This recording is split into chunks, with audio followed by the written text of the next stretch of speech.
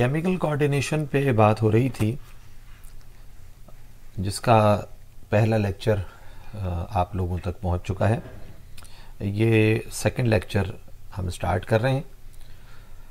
मज़ीद आगे बात करते हैं। लास्ट लेक्चर में, लास्ट क्लास में हमने डिस्कशन की थी कि जो हार्मोन्स होते हैं वो केमिकल नेचर के लिहाज से 3 तरह के होते हैं।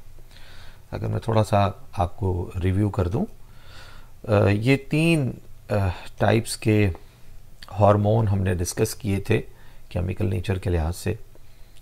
Peptide hormone, amino acid derivative hormones और स्टेरॉइड हार्मोन्स। ठीक है, ये इस पर बात हुई थी। अमाइनो एसिड डेरिवेटिव हार्मोन्स के बारे में आपको ये बताया गया था कि ये वो हार्मोन्स हैं जो बेसिकली अमाइनो एसिड से ड्राइव होते हैं। कुछ एग्जांपल्स लिखी गई थी इनकी। एक हार्मोन है थायरोक्सिन, जो कि थायराइड ग्लैंड, जो कि हमारी गर्दन में होता है, वहाँ से सिक्रीट होता है। एपिनेफ्रिन और नॉर एपिनेफ्रिन। अच्छा, अब जैसे कि ये कहा गया कि अमाइनो एसिड डेरिवेटिव हार्मोन्स दरअसल अमाइनो एसिड से ड्राइव होते हैं, तो हम थोड़ी सी ये डिस्कशन करेंगे कि वो कौन कौन से अमाइनो एसिड्स हैं जो इस किस्म के हार्मोन प्रोड्यूस करने की सलाहियत रखते हैं। ठीक है, तो यहाँ से मैं बात का आगाज़ करूँगा। जैसे कि कहा गया कि जो अमाइनो एसिड डेरिवेटिव हार्मोन्स हैं,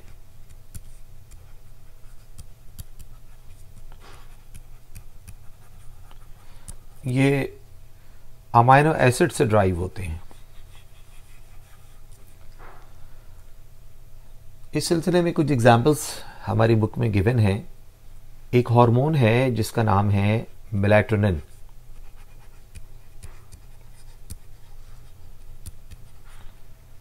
ये हमारे ब्रेन में एक ग्लैंड है, ग्लैंड का नाम है पाइनियल ग्लैंड, वहाँ से ये हार्मोन सिक्रीट होता है। अच्छा, हार्मोन का काम क्या है, ये जब हम आगे पढ़ेंगे तो हम ये डिस्कस करेंगे। फिलहाल हमें ये बताना है कि ये किस अमाइनो एसिड से ड्राइव होता है। तो ये जो हार्मोन जिस अमाइनो एसिड से ड्राइव होता है उसका नाम है ट्रिप्टोफैन। ट्रिप्टोफैन अमाइनो एसिड से ड्राइव होने वाला हार्मोन है मेलाटोनिन। इसी तरह से थायराइड हार्मोन्स, यानी थायराइड ग्लैंड से सिक्रीट होने वाले हार्मोन्स की अगर मैं बात करता हूं,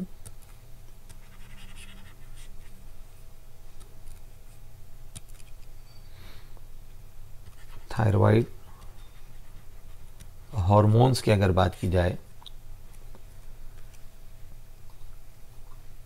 ये हार्मोन्स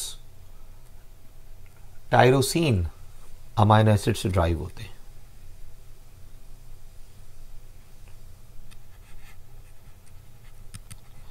ये tyrosine amino acid derivative hormones कहलाते हैं।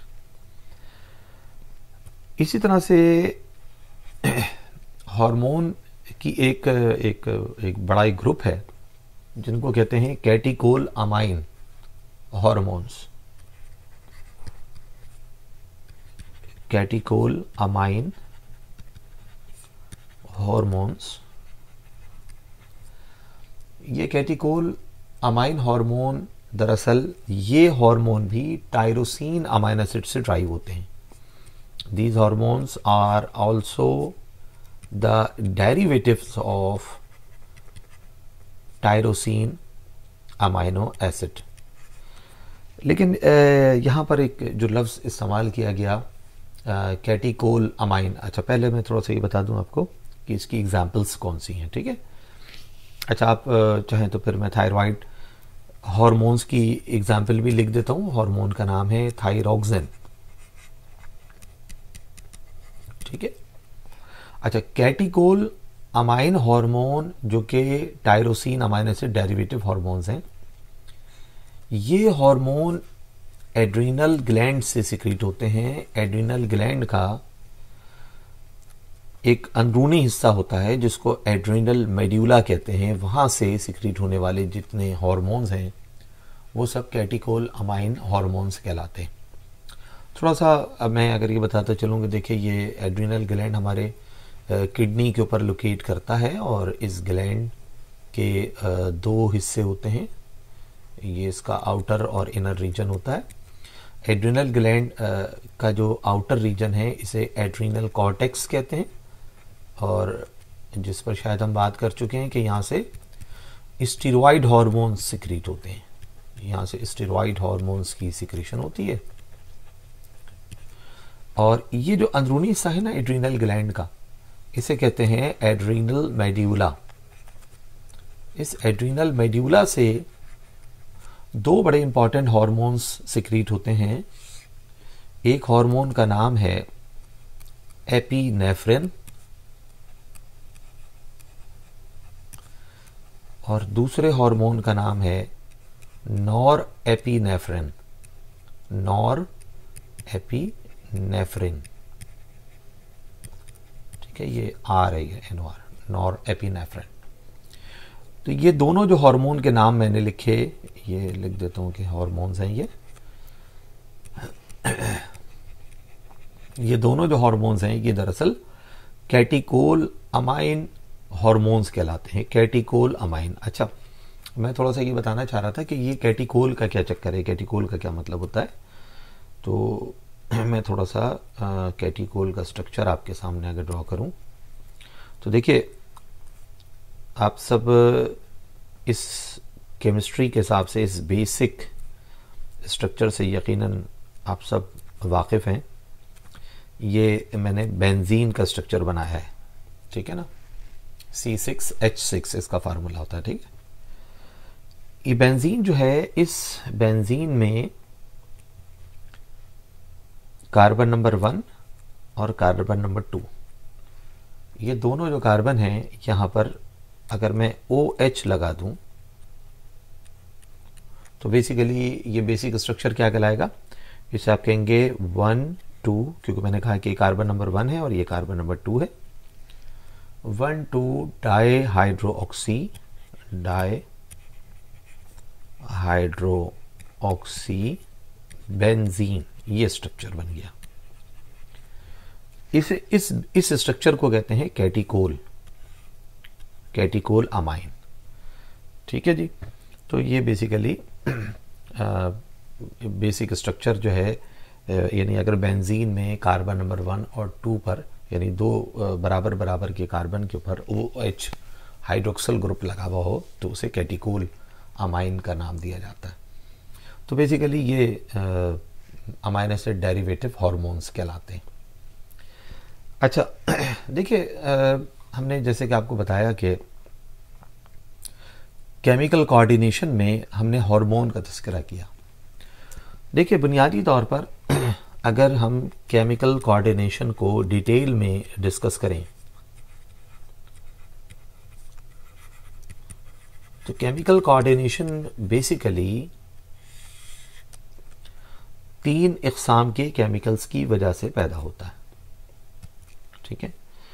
एक केमिकल तो हम डिस्कस कर रहे हैं जो मज़ीद आगे हम करते रहेंगे, और वो केमिकल्स क्या हैं, हार्मोन्स हैं जिन पर हम मुस्तकिल बात कर रहे हैं, ठीक है। These are the secretions of endocrine glands.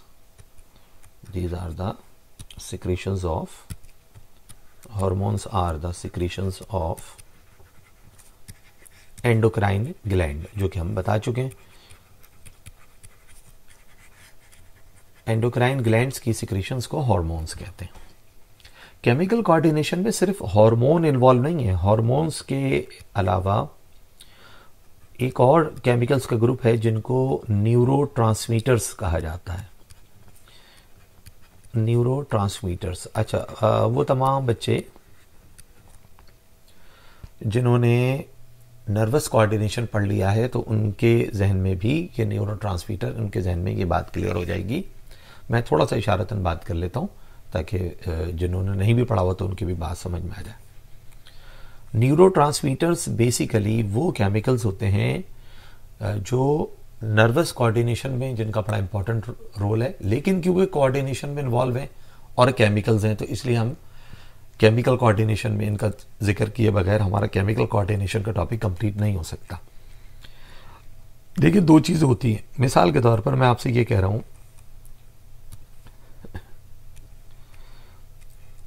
ये मैंने बनाया है एक न्यूरॉन, ठीक है, ये एक न्यूरॉन है, ये न्यूरॉन यहां पर आके ख़त्म हो गया, ठीक है, न्यूरॉन यहां ख़त्म हो गया, ठीक है।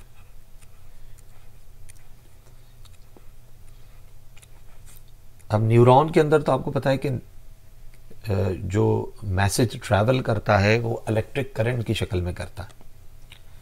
अब ये न्यूरॉन यहाँ, इस न्यूरॉन का यहाँ इख्तिताम हो गया ये। अब इसके बाद ये मैं आगे एक और न्यूरॉन ड्रॉ कर रहा हूँ आपके सामने, ये एक दूसरा न्यूरॉन इन्वॉल्व हो गया, ठीक है।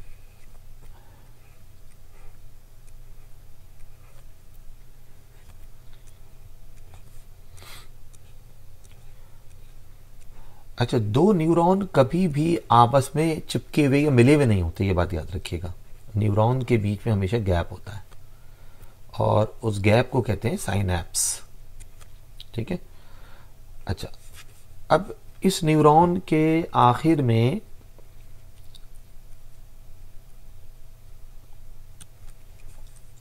ये मिसाल के तौर पर मसल्स मौजूद हैं, ये मसल्स मौजूद हैं जिन तक ये मैसेज कन्वे होना था, और मसल तक जब मैसेज आता है तो वो एक्शन जाहिर करते हैं। ये मैंने स्केलेटल मसल के फाइबर बना दिए हैं, ये स्केलेटल मसल बने हुए, ठीक है। अब मैं ये कहना चाह रहा हूं कि देखो भाई, ये दो न्यूरॉन के बीच में गैप है और एक और जगह पर भी गैप है, और वो जो गैप आपको नजर आएगा वो दिखाई दे रहा है इस जगह पर, देखें ये जगह, यहां पर भी तो गैप है ना। अब मैसेज जो है वो ट्रैवल करता हुआ आ रहा है, यहां से इलेक्ट्रिक करंट आ रहा था, ठीक है, इलेक्ट्रिक करंट आ रहा था। अब बीच में गैप आ गया, गैप को कहते हैं साइनैप्स, इसे कहते हैं साइनैप्स, ठीक है। और ये जो गैप है इसको भी साइनैप्स कहते हैं। वैसे है तो ये साइनैप्स ही, लेकिन यहां पर इस स्पेसिफिक सिनेरियो में इसको कहते हैं न्यूरोमस्कुलर जंक्शन, क्योंकि न्यूरॉन और मसल्स आपस में मिले हुए ना, ये मसल्स है ना, तो इसे न्यूरोमस्कुलर जंक्शन भी कहते हैं। तो ये भी एक तरह का साइनैप्स है, ये भी गैप है। तो ये गैप को कैसे कवर किया जाए, क्योंकि वजह ये कि करंट, भाई दो वायर हों अगर मेरे पास, यानी एक वायर है जिसमें से करंट गुजर रहा है, मैं वायर को बीच से ब्रेक कर दूं, तो अगर मैं ब्रेक कर दूंगा तो फिर करंट तो ट्रांसफर नहीं होगा ना। ऐसे यहाँ पर ये वायर टूटा हुआ बीच में, यहाँ पर भी टूटा हुआ है, तो मैसेज कैसे कन्वे होगा। तो यहाँ पर जो मैसेज कन्वे होता है ना, वो केमिकल्स की शक्ल में होता है, केमिकल सिक्रीट होते हैं। यानी ये जो न्यूरॉन है, ये प्रीवियस न्यूरॉन जहां से इलेक्ट्रिक करंट आ रहा है, जब वो न्यूरॉन खत्म हो जाता है उसके बाद अगले न्यूरॉन की बारी आती है, तो जो प्रीवियस न्यूरॉन है, यानी ये वाला जो न्यूरॉन है, ये वाला न्यूरॉन, इसके अंदर से केमिकल सिक्रीट होंगे, वो केमिकल मैसेज को या इलेक्ट्रिक करंट को अगले न्यूरॉन में ट्रांसफर करेंगे। सिमिलरली अब ये करंट यहां से ट्रैवल करना शुरू करेगा। अब जैसे ही मसल तक बात पहुंचेगी तो यहां से भी क्या होगा, केमिकल्स की सिक्रीशन होगी।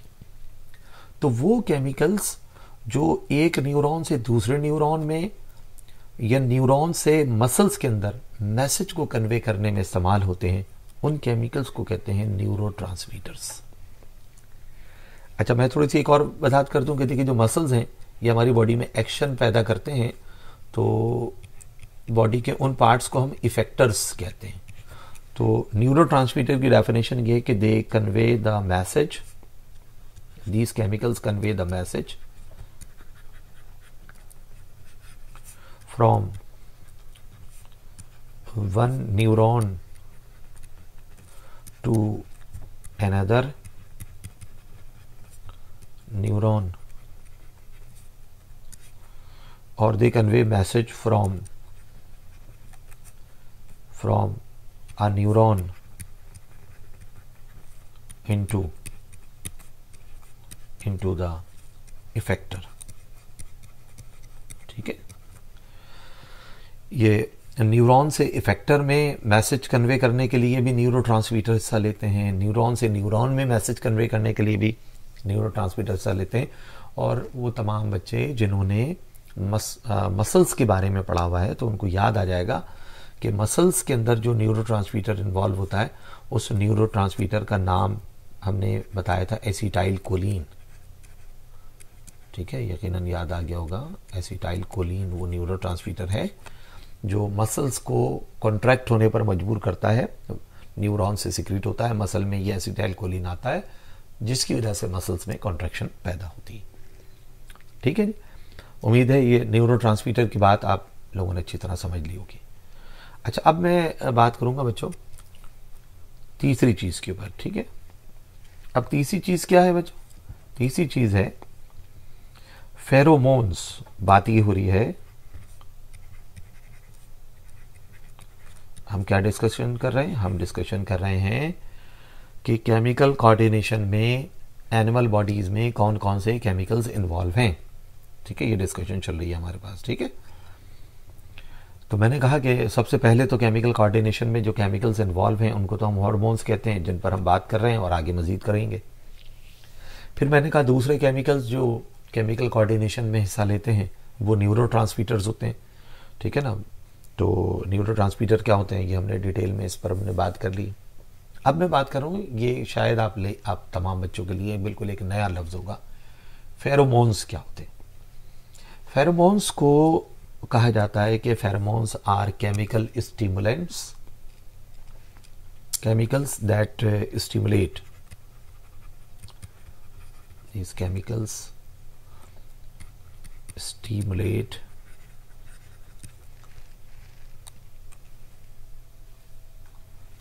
रिएक्शंस। ये कुछ सर्टेन केमिकल सर्टेन रिएक्शंस को स्टिमुलेट करते हैं इन अनदर